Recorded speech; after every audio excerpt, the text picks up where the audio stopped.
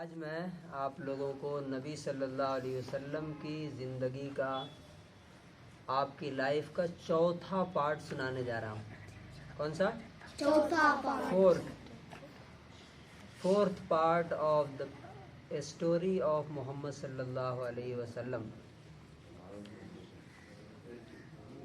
جب نبی صلی اللہ علیہ وسلم کی عمر 12 برس کی ہوئی، 12 سال کے جب آپ ہوئے،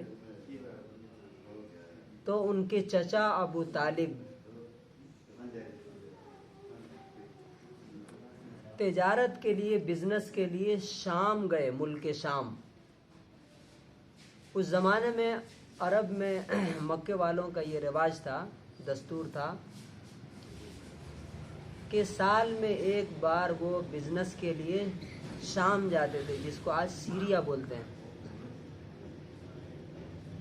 تو جب نبی صلی اللہ علیہ وسلم کے چچا ابو طالب جانے لگے تجارت کے لیے، بزنس کے لیے، تو آپ صلی اللہ علیہ وسلم ان سے لپٹ گئے، ان کو پکڑ لیا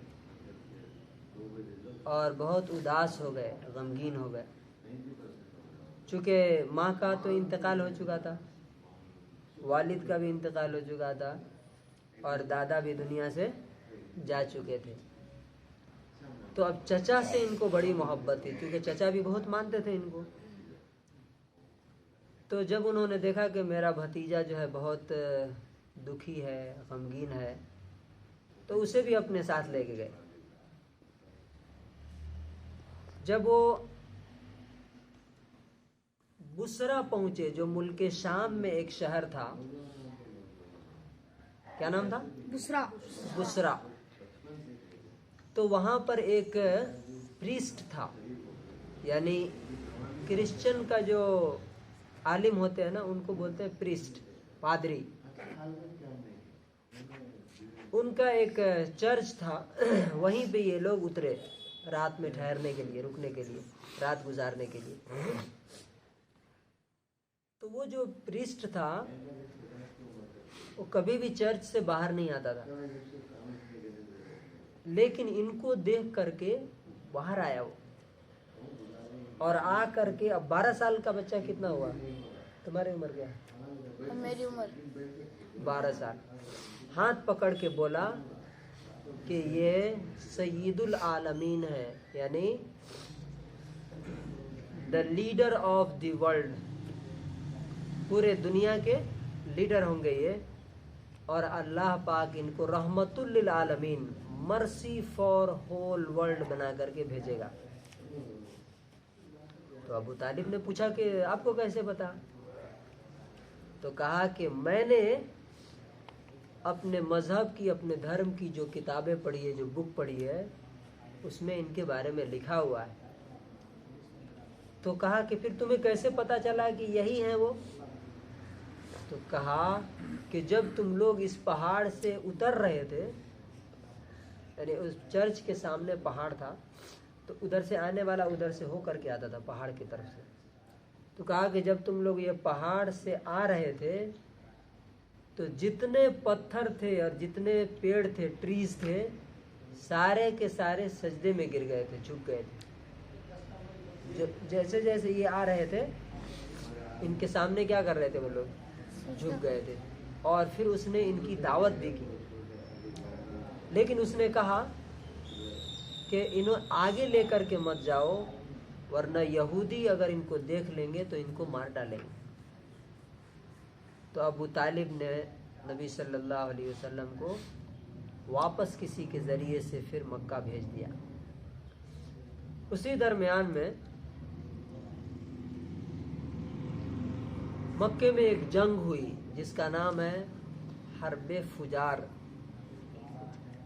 یہ مکے اور قیس قبیلے کے درمیان میں ہوئی تھی، جس میں بہت سارے لوگ مارے گئے، اور نبی صلی اللہ علیہ وسلم چھوٹے تھے، وہ اپنے چچاؤں کو تیر بڑھاتے تھے اس وقت۔ جب جنگ ختم ہو گئی تو لوگوں نے سوچا کہ اس جنگ کے نتیجے میں تو بہت سارے خاندان تباہ ہو گئے، اب کسی کا بھائی مر گیا، کسی کا باپ قتل ہو گیا، کسی کا چچا مر گیا۔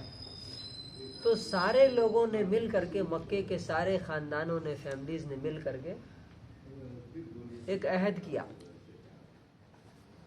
ایک وعدہ کیا کہ اب آج کے بعد سے مکے میں کسی پر ظلم نہیں ہونے دیں گے۔ عبداللہ ابن جدعان جو مکے کا ایک لیڈر تھا، اس کے مکان میں، اس کے گھر میں یہ میٹنگ ہوئی، اور نبی صلی اللہ علیہ وسلم بھی اس میں شریک رہے۔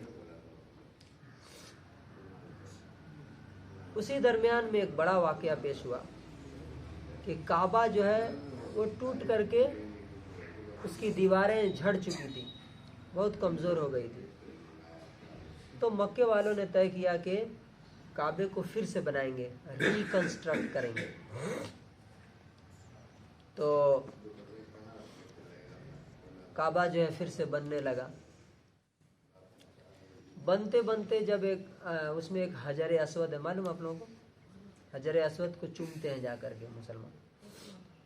تو حجر اسود کو جب رکھنے کی بات، وہ دیوار میں رکھا رہتا ہے، دیوار میں اندر کر کے فٹ کیا رہتا ہے۔ تو جب حجر اسود کو رکھنے کی بات آئی تو جتنے قبیلے تھے سارے کے سارے کہتے تھے کہ ہم رکھیں گے۔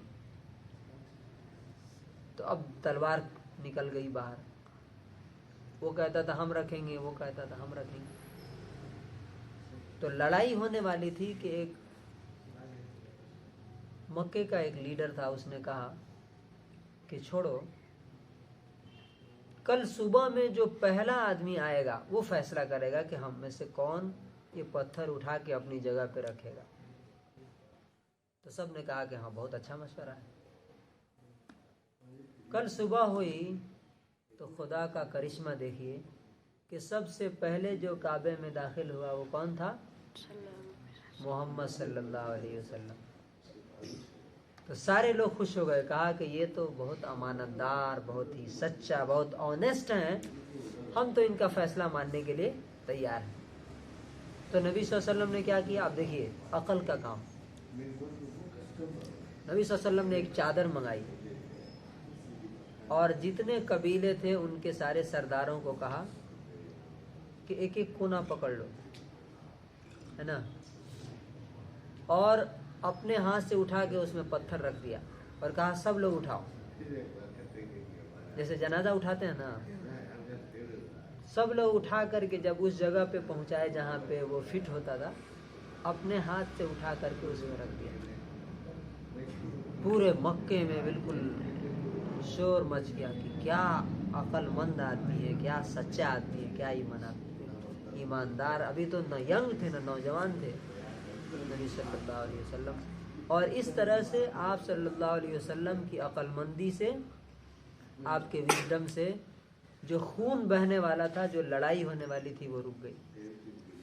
تو یہ دنیا کے سب سے کامیاب انسان، the most successful person of all time, Muhammad صلی اللہ علیہ وسلم کی زندگی اور لائف کا چوتھا پارٹ ہے، فورتھ پارٹ ہے۔ خود بھی دیکھیے اور پوری دنیا کے انسانوں تک پہنچائیے، اپنے بچوں کو بھی دکھائیے۔ شکریہ، والسلام علیکم ورحمۃ اللہ وبرکاتہ۔